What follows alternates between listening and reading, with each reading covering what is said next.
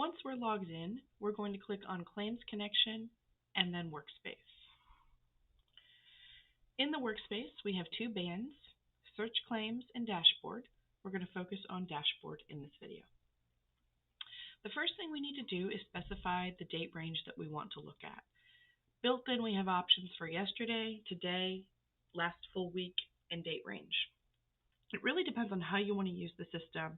However, I do want to remind you that claims can deny several days after you submit them. So if you only look at yesterday or you only look at today, you will definitely be leaving rejected claims unaddressed.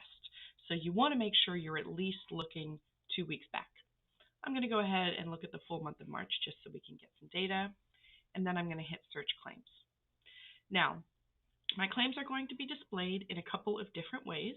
I'm going to start with the claim status summary because I feel like honestly it's the most important.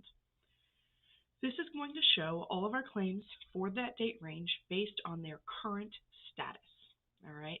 So accepted and acknowledged are really basically the same thing. It's just a matter of which message different insurance carriers return.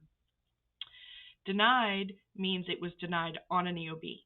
So you do have the option of looking at those and working them from here, but you also probably have regular workflow on how you've been working them from the ERA itself when you post it.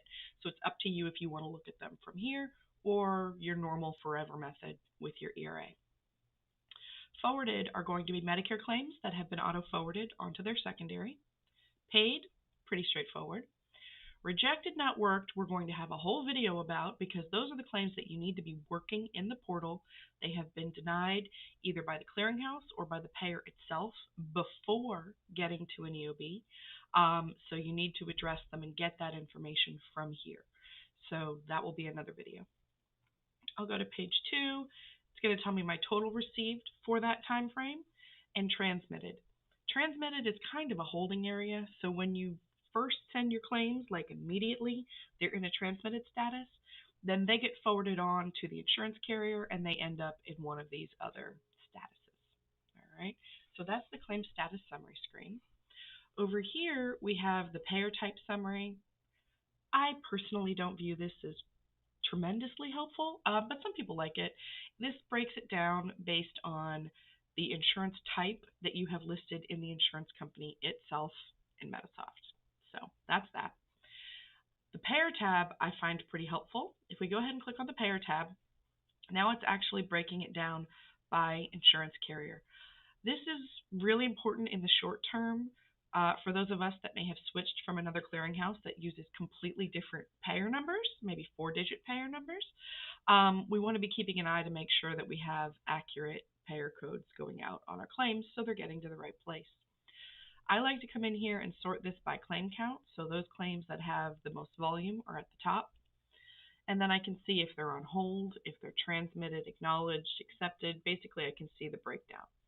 And all of these numbers are clickable, and when you click on them, it will show you the claims that meet that criteria.